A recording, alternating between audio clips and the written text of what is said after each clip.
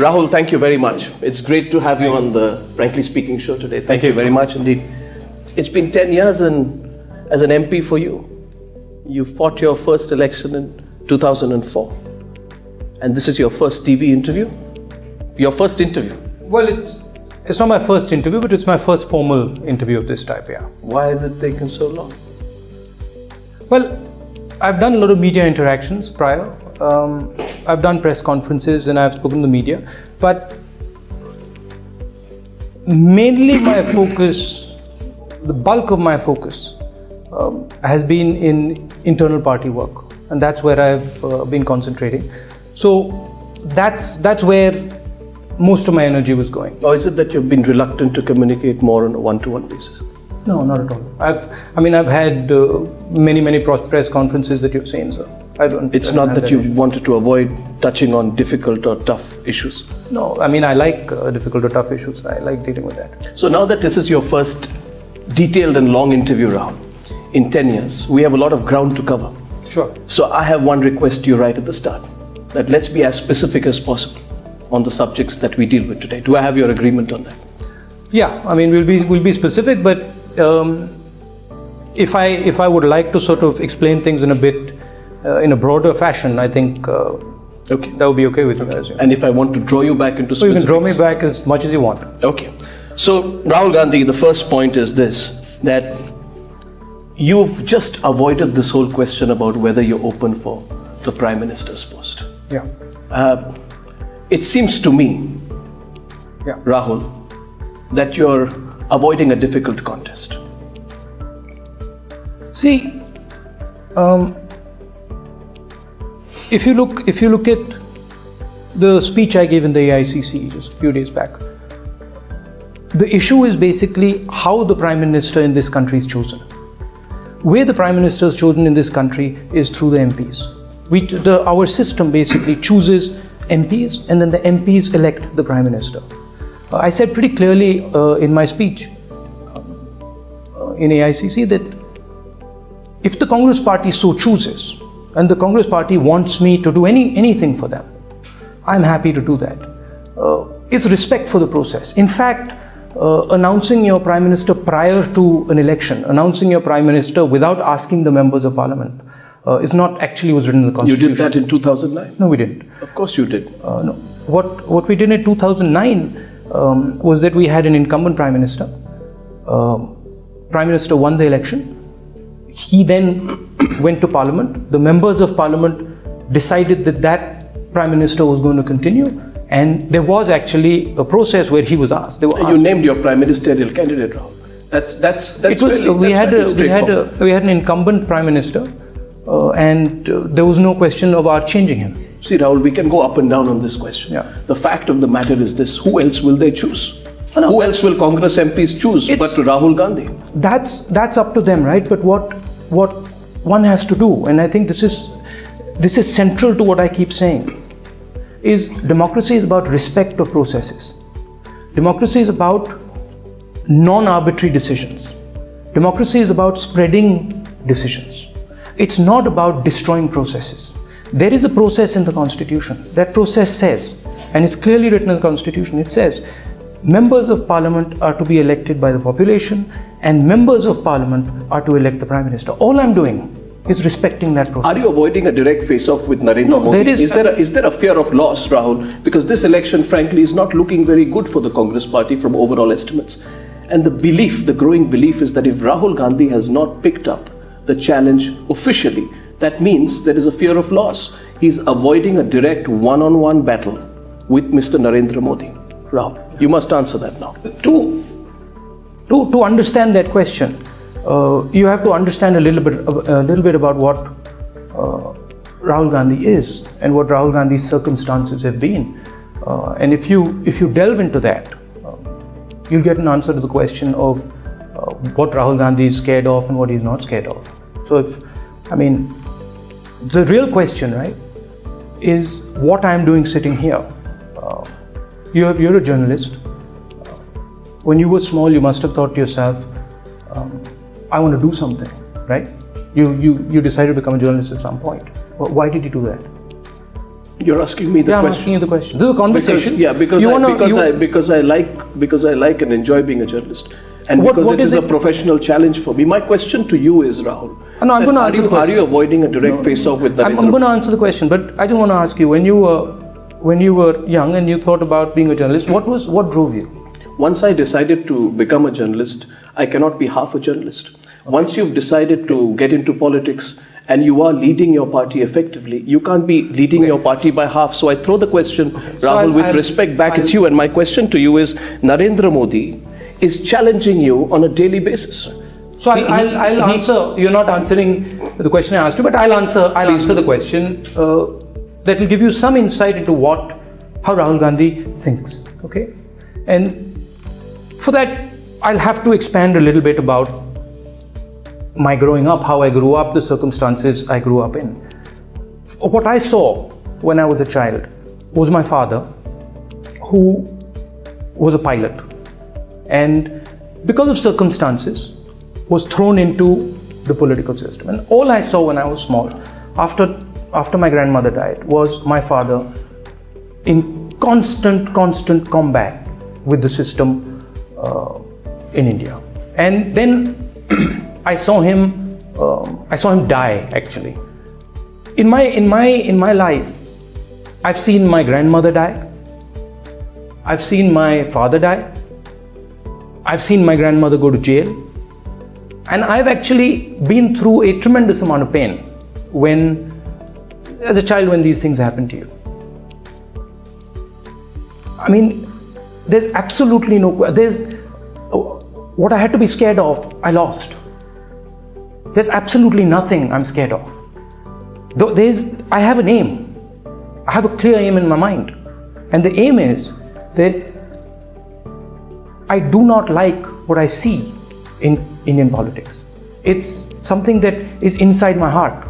It's like when, in our mythology, when they talk about Arjun, he only sees one thing. He doesn't see anything else.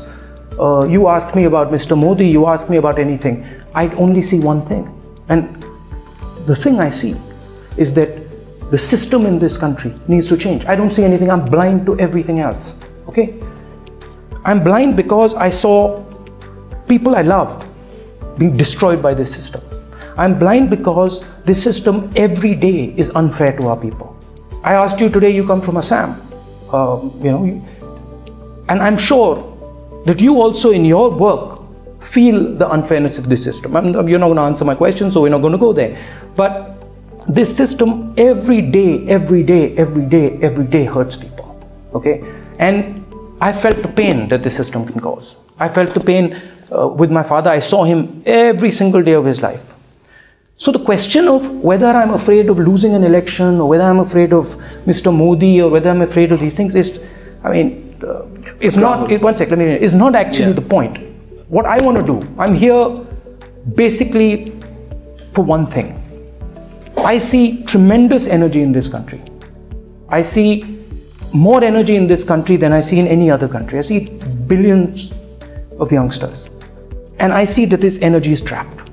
And this energy is trapped for a couple of things. And this energy is trapped... Can I draw you back to my question? Yeah. I will go into those areas, and I respect what you're telling me about your personal journey. It's not, Rahul, as if I lack empathy for what you're saying.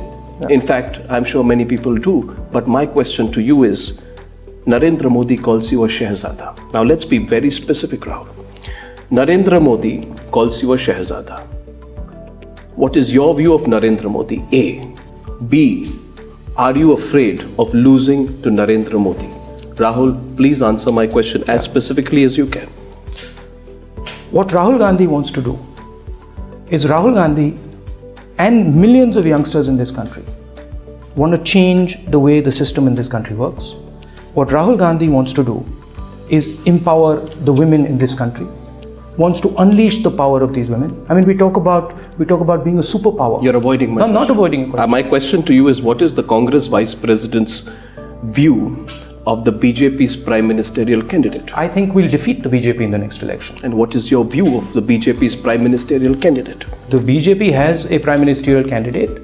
The BJP believes in concentration of power in the hands of one person. I fundamentally disagree with that. I believe in democracy. I believe in opening up the system. I believe in the RTI. I believe in giving power to our people. We have fundamentally different philosophies. What is your view? Would you like to expound your views? The Prime Minister, your Prime Minister accuses Narendra Modi in his press conference of presiding over, and I quote, the mass massacre of innocent citizens on the street of Ahmedabad. Mr. Rahul Gandhi, my question to you is this. Do you agree with your Prime Minister when he says that? Well, I mean, what the Prime Minister is saying is a fact. I mean, Gujarat happened, people died. But the real issue, as far as I'm concerned... How do you accuse Mr. Narendra Modi of it? No, Gujarat happened, people died. The real issue at hand here... How is Mr. Modi responsible for it? He was Chief Minister when Gujarat happened. Well, the fact remains that Narendra Modi has been given a clean chit in the Gulbarg massacre case by the SIT and the court, Mr. Gandhi.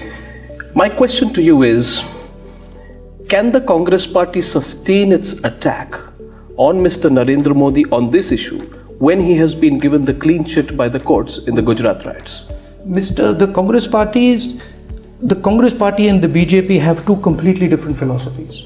Our attack on the BJP is based on the idea that this country needs to move forward democratically. It needs to push democracy deeper into the country. It needs to push democracy into the villages. It needs to give women democratic power. It needs to give youngsters democratic power. It is about opening the doors of the Congress party, about empowering the youth. How is Narendra Modi responsible for the Gujarat riots? When the courts have given him a clean chit, politically your party's tack is to criticize Narendra Modi and draw him into the Gujarat riots. Our political party is fighting an ideological battle against the BJP. And let me draw out the two pillars.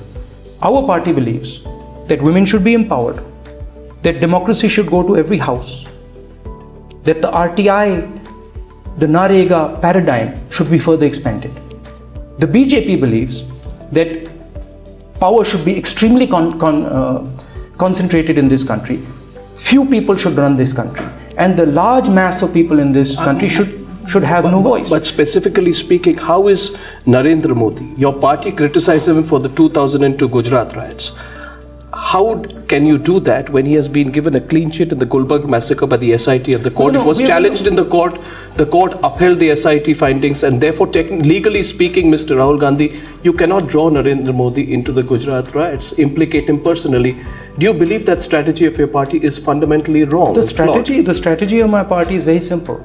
Everything that we have done over the last 5 years, 10 years. In fact, if you look all the way back to the freedom movement, every single thing we've ever done is empower people, We empowered people in the freedom movement.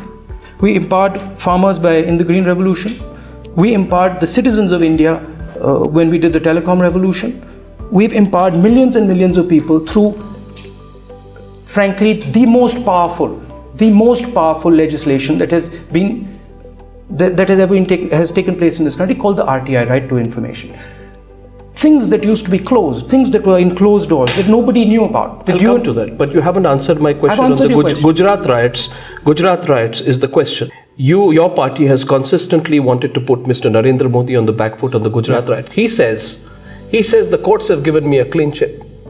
And I'm asking you today, is your party's argument about putting him on the back foot on the Gujarat riots flawed, given the way the courts have looked?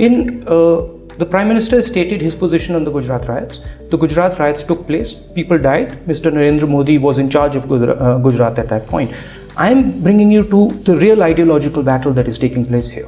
The real ideological battle that is taking place here, and the one we are going to win, and that has always been won in this country, is the battle of empowering people in this country. Of course, there is your point about the Gujarat riots, and it is very important that people who have taken part in this type of thing are brought to book. But the real issue at hand here is empowering the women of this country, giving them true power. We talk about superpower. We talk about superpower, India being a superpower. We can only be half a superpower if our women are not empowered, right? What I want to do going forward is basically focus on three things. Focus on empowering our people, truly empowering our people, giving them democratic rights within the political party. I want youngsters who come in and really, really push democracy in the party. I want to empower them, and I want to make India, together with everybody, taking everybody together, I want to put India on the manufacturing map. I want to make this the center of manufacturing in the world. I want to make this place at least as much as the manufacturing power as China is. You say that Narendra Modi was chief minister during the Gujarat riots. The BJP was in power. The BJP was as much in power in Gujarat during the riots, right, as Akhilesh is in power in Uttar Pradesh, or for that matter, the Congress party was in power when the 1984 anti-Sikh riots happened. Now, let me quote. You spoke in one of your speeches of the anger of your grandmother's death. I think it was on the campaign trail in Rajasthan. You spoke about knowing the people who killed her. And you spoke about anger and managing your own anger and quelling your own anger and drawing it into strength elsewhere. Now that speech of yours became a subject of controversy with Narendra Modi posing a series of questions to you in 84. And he said the following, and I want to quote him, and I want your categorical and specific response. He says, he's crying for the assassination of his grandmother. But has he shed tears for those killed in the 1984 riots? I want to ask the Shehzada, and you remember, Mr. Gandhi, he's constantly deriding you by calling you a Shehzada, whether your party killed Sikhs in anger when your grandmother died. So following from this, I have two questions. My first question is, do you acknowledge the role of congressmen in the 1984 riots? B, will you apologize for the riots as your party demands an apology from Modi for the Gujarat riots? Well, two things. In 1977,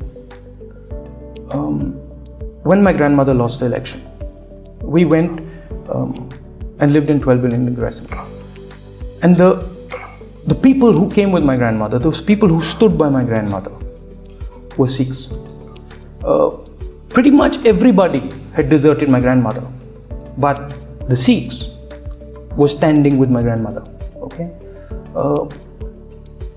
I think the Sikhs are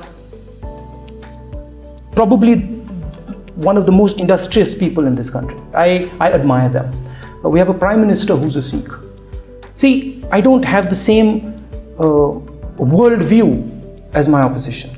What those two people did to my grandmother, right, was two individuals.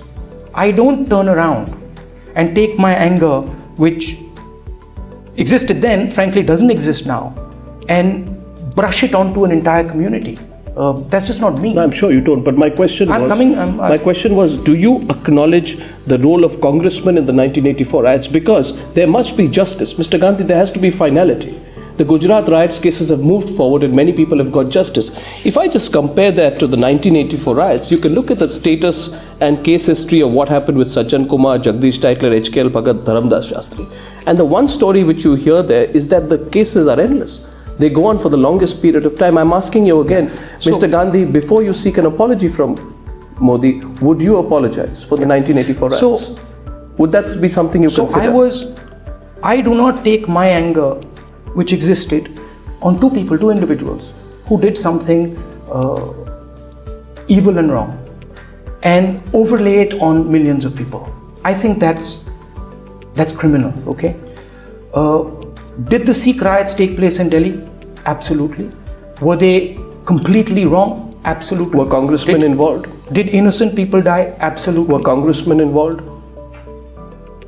Some congressmen probably were involved. But has justice been delivered to them? There is a legal process through which they have gone. You admit some congressmen were probably involved? Some congressmen have been punished for it. In that case, why don't you apologize for the 1984 riots? No, so the congressmen who you are talking about are still fighting their cases, and in 2009, if I am not mistaken, Jagdish Titler, Mr. Rahul Gandhi, was going to get nominated as a Congress candidate. It was only following the media furor that his nomination was taken back. Mr. Gandhi, I'm asking you this question with all seriousness. Do you feel that congressmen were involved? And two, do you believe that you personally, if you apologize for the riots, there will be a finality? The fact of the matter is that innocent people died in 1984. And innocent people dying is a horrible thing and should not happen. Okay? The difference between Gujarat and 1984 was that the government of Gujarat was involved in the riots. The government. How do you say that? I mean, the Chief Minister of Gujarat has been given the clean sheet by the courts. the difference between the 84 riots and the riots in Gujarat was that in 1984, the government was trying to stop the riots. I remember, I was a child and I remember that the government was doing everything it could to stop the riots. In Gujarat, the opposite was the case. The government in Gujarat was actually abetting and pushing the riots further. So there's a huge difference between the two things. Saying that innocent people dying is absolutely wrong. Explain that. Government of Gujarat was aiding and abetting the riots, is what you just said. Explain that. I mean, it's not me. It's large numbers of people who were there. It's large numbers of people who saw actively the government of Gujarat being involved. And you keep that line despite the Chief Minister getting a clean sheet from the courts? I mean, people saw it. I'm not the person who saw it. Your colleagues saw it. Your colleagues told me. They saw riots. They didn't see the government of Gujarat. They saw the administration. They saw the administration actively attacking minorities. Are you saying the government of Gujarat was?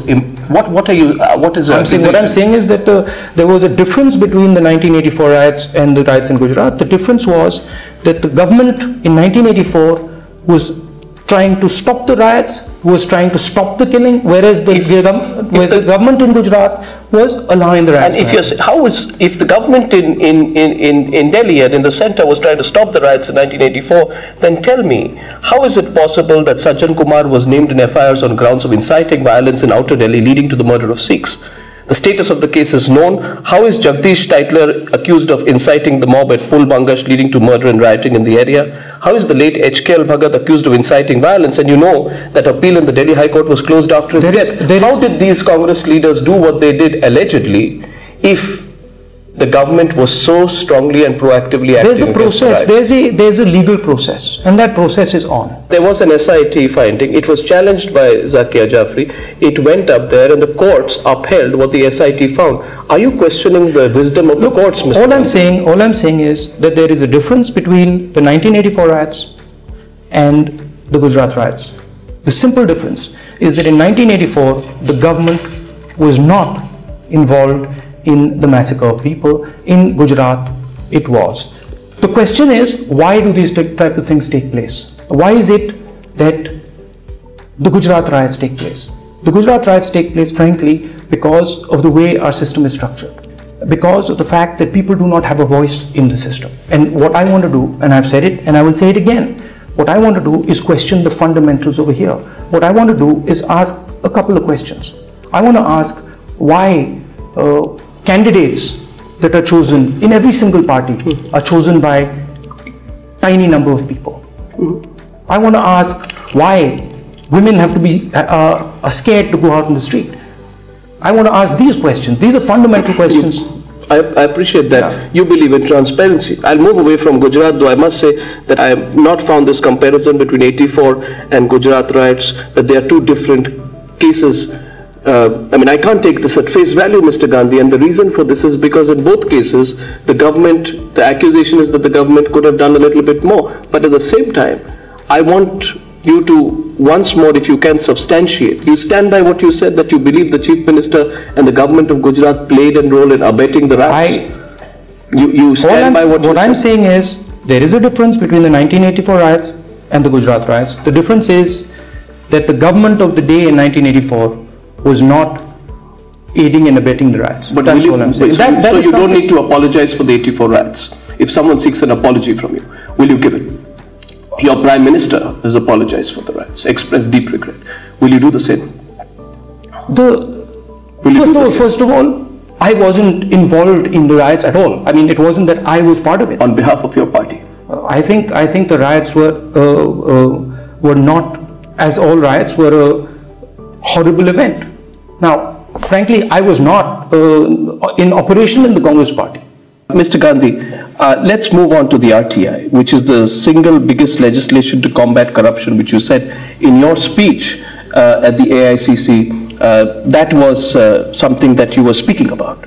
Now, I find it ironical that a party which has 90.38% of its funds from cash between 2008 and 2012, 89.11% of its money in this period comes from unaccounted sources, unnamed sources. Why would you not say charity begins at home, and let's put the Congress party and its funds under the scanner of the RTI. Well, I mean, why would you not bring the same freshness of perspective in this case as you brought when you